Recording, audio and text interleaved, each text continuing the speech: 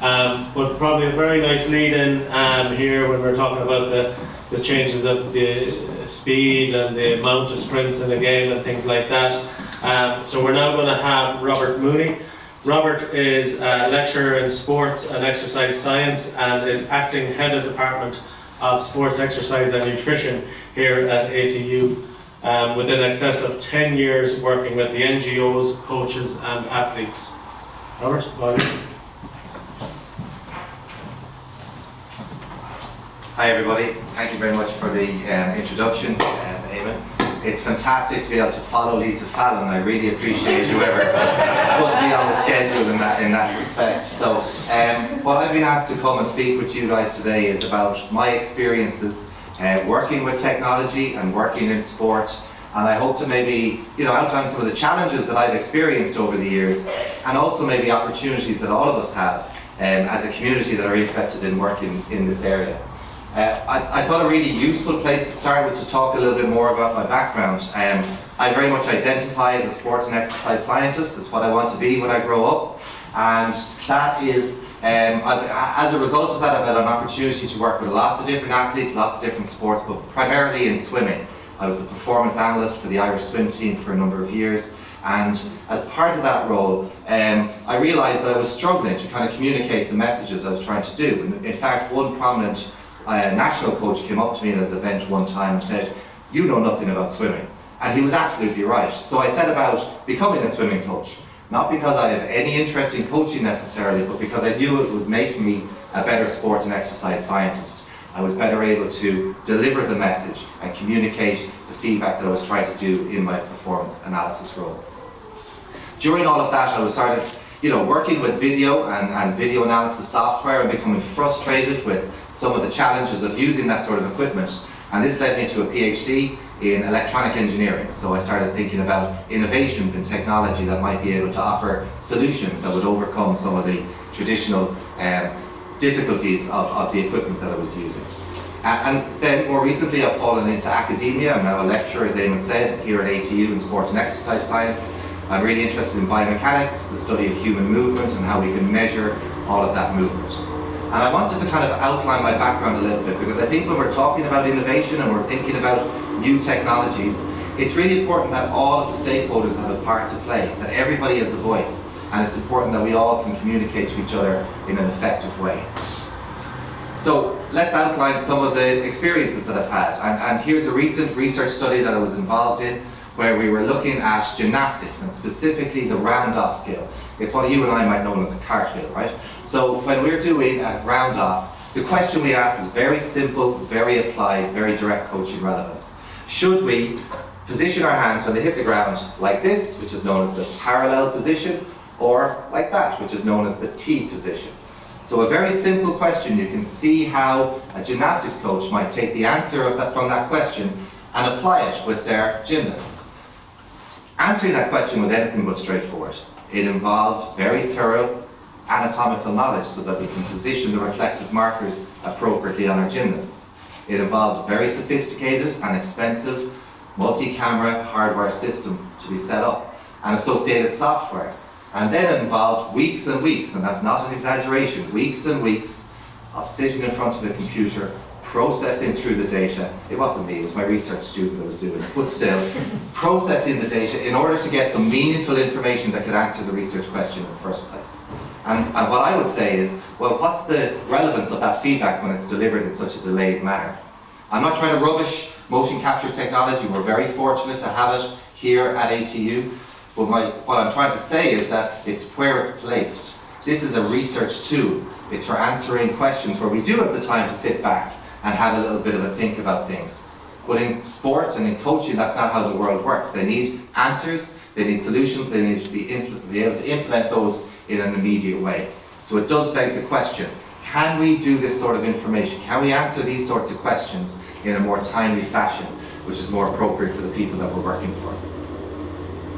I mentioned my role in swimming. So performance analyst for the Irish team, working with Olympic athletes and up-and-coming stars in the sport. I got to travel to the World Championships, European Championships, not the World Cup final, but you know. I got to record swimmers in training and competition, and generate reports that had a direct impact on performance. So on the face of it, a really, really exciting and glamorous role. In fact, the reality of a performance analyst is anything but. This is the reality of a performance analyst in sport. Hours and hours sat in a darkened room staring at a laptop. Now, I don't know if you're an expert in swimming, but what they do, they get in here, they go here, and then they come back again. And they do that over and over and over again. So I spent hours and hours looking at swimmers doing exactly this. The same is true in other sports, and I'm sure other analysts will have the same issue. It is such a time-consuming process that it doesn't leave any time for analysis, the thing that we went to university to learn about. It doesn't leave any time for detailed feedback and thought. The role shouldn't be performance analysis, it should be data processing. And so that gets me questioning whether or not there's solutions that could be found. Now, more recently, we've started looking at automatic detection of events on video. Now, Yvonne and William and Rugby Sparks, and I'm sure others in the room will be far more expert in this area than I am. We just toyed around with it. But what we found was that yes, we can actually identify the swimmer we're interested in automatically. And if they're swimming a stroke like breaststroke, where very conveniently their head bobs up and down out of the water, that we can track that and follow that and give them a little bit of feedback about how quickly they're swimming or how many strokes they're doing and so on and so on. So I think this points the direction towards novel solutions and future technologies that will give the analysts more time to be analysts. But at the time I was actually thinking of a wider solution.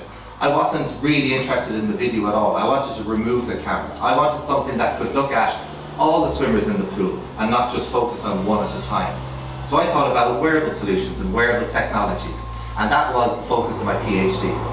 The starting point of that was to look at what was out there already, existing commercially available products that were designed for swimming performance. Now I'm wearing a Polar sports watch today, and I'm sure in the room we've got Fitbits and Apple Watches and all sorts of others. They all work on the same technologies, it's just how we apply them that's different. So we took these commercially available products and we road tested them. We said what works and why do they work and so on and so forth. This is the list of variables that we found. These are typical basic indices of swimming performance. What you see is they didn't work very well at all. The devices were not fit for purpose. Now it's important, I'm not trying to rubbish the revenue generating capability of any commercial entity. I'm a researcher, I'm trying to find out the answer to research questions. And we had that in mind when we thought about our conclusions for this particular study. It's about where these fit.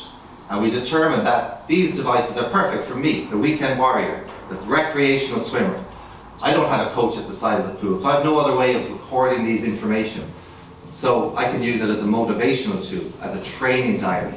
But for elite swimming, absolutely not fit for purpose. Not just because of the issues of accuracy, but also because these variables are just not interesting enough to an elite swimmer. Any elite swimmer, even a competitive swimmer at a national level, will tell you their stroke rate without any requirement for any device or video equipment. So for me that was great. There was a gap. There was a gap and an opportunity for me to research novel solutions specifically for elite swimming to see if I could come up with something that was of relevance. And that's what I set about doing in University of Galway. So this ugly white box is what I came up with. This inside that ugly white box is the exact same technologies we've been talking about, accelerometers and gyroscopes, inertial sensors that are aimed at measuring the movement of whoever's wearing the device. And I started asking questions about, well, what would be of interest to an elite swimmer? Something like elbow joint angle, for example, really, really important for generating propulsion in front crawl. And we said, well, can we now come up with a solution? Can we design something that will be of relevance? So at this time, I'm a performance analyst with the Irish team. I'm a level 2 swimming coach. I felt I was pretty well placed to kind of come up with the design solution myself. And had I done that, I would have been completely inaccurate and completely wrong. What we did was, instead was we focused on a user-centered design solution. We asked coaches and swimmers and sports scientists, what do you want? If we do this, what should it look like? How should you interact with the device? And they said they wanted some sort of wearable, comfortable device that would communicate with a smart tablet, and then that would have some sort of computer application that would generate some feedback. So basically how everything works, right? We didn't stop there, we drilled down further. We said, no, we want more. Tell us exactly what happens. You arrive at the swimming pool. when do you put this on? What sort of training sessions are you wearing this device? What are you doing specifically? And then where does the information go? Does it go to the coach? Does it come back to the swimmer? Does that happen instantly or does it happen later on? And what do you want it to look like? Are we looking for graphs and charts, or is it tables or information, or how do you want this information to look? And all of this helped us to develop a shopping list, a wish list, that we could have increased confidence that if we were able to come up with this solution, that they would have better acceptance from the potential end user that would be interested in it. Some of you may have noticed our solution involved a sensor that was worn at the back of the head. This wasn't because what I wanted to do. In fact, this was a horrible position to position and wear a sensor. Heads do all sorts of weird and wonderful things that the body doesn't during swimming. But swimmers rejected a wrist-worn device. These are athletes that shave their body hair and wear constrictive clothing and swimming hats to minimize drag. We looked at lower back and chest straps, and again, for the same reason, they didn't like that idea.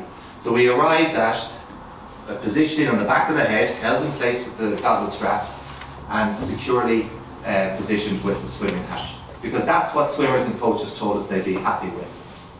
The other big sort of outcome of that user-centered design process was the focus on swimming turns. So what happens when a swimmer approaches the swimming wall, tumbles, pushes off and goes? Because they said it's difficult to measure at the moment. It's difficult to do on a large scale. And it's really, really important from a performance point of view. So that's what we set out trying to do, to come up with this solution. And this illustrates the process. We got our prototype, we got lots of swimmers to wear it. They swam up and down, we recorded the acceleration and angular velocity outputs. Based on those movements, we interrogated those signals and we looked for repeating patterns and things that we could use to develop automatic feature detection algorithms. And we had a bit of success. We came up with a list of 11 variables related to swimming performance that were being measured accurately. Now at this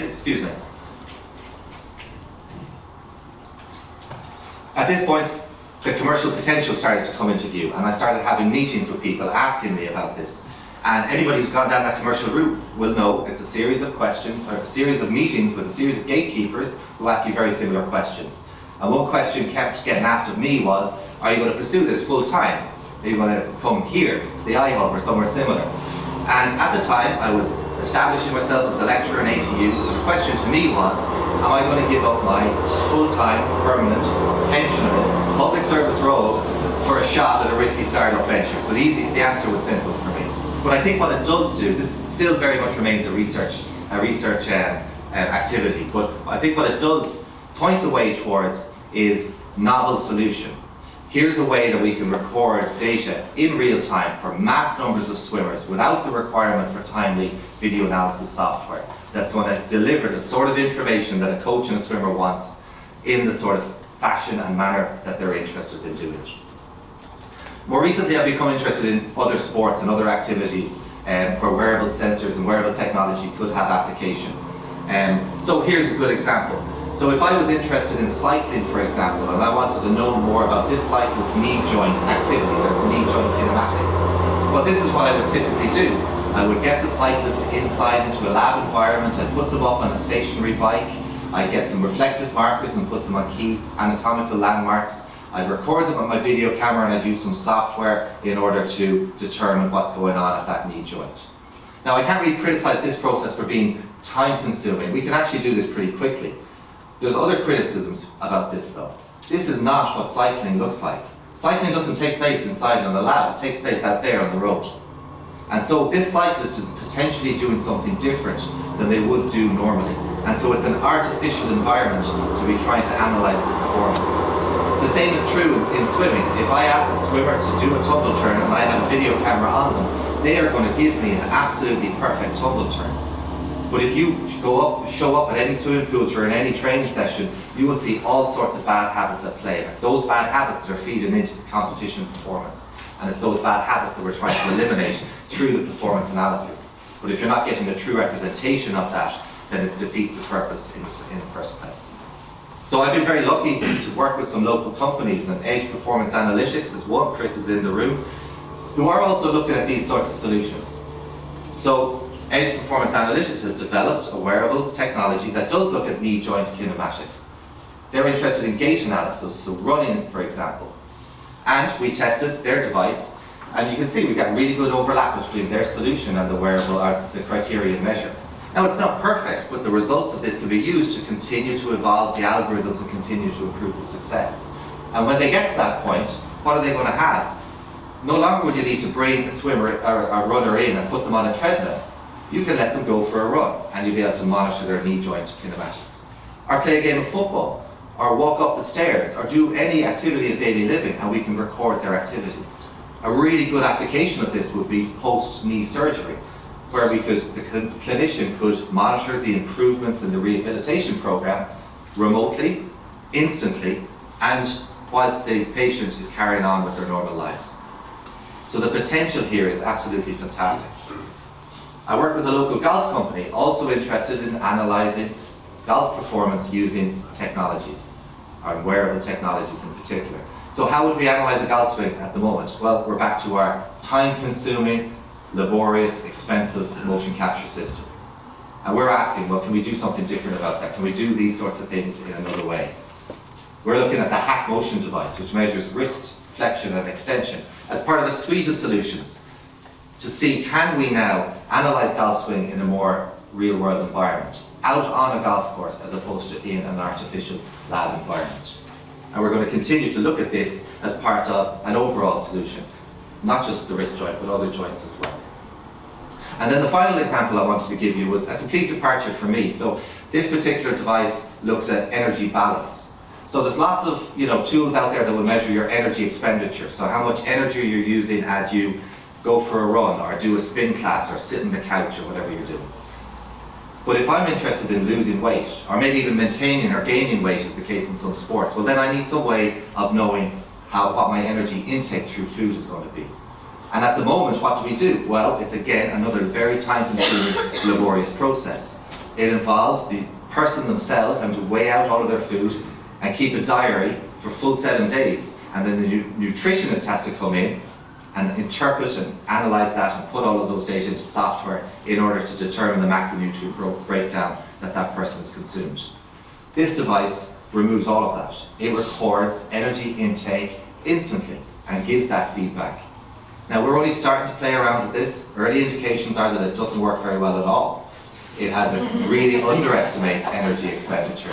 And again, I'm not trying to rubbish this product. That's not my role. And I think it comes back to what I started with in terms of everybody's part and what everybody's trying to do. We all have a role to play in this. The engineers and the computer scientists, they have the technical capability to deliver these new innovations. They need to include the sports scientists as part of that process so that they understand the actual functionality, what it should do, and who cares. That end user is really, really important, because that's where ultimately the acceptance is going to come from. And I think myself and others as researchers also play a really, really important role. We can provide the independent, objective evaluation of performance, not for the purpose of saying that's bad and it doesn't work, so don't buy it, but for saying here's what's good and here's what's not so good, and here's why, importantly, so that we can continue to evolve and develop these algorithms. Because the potential here is enormous. The potential for time saving and allowing an analyst to actually do some analysis. The potential for the user to record more real-world, meaningful information. And what is needed for all of that to happen is for everybody to be part of the process and for everybody to speak the same language. Thank you very much.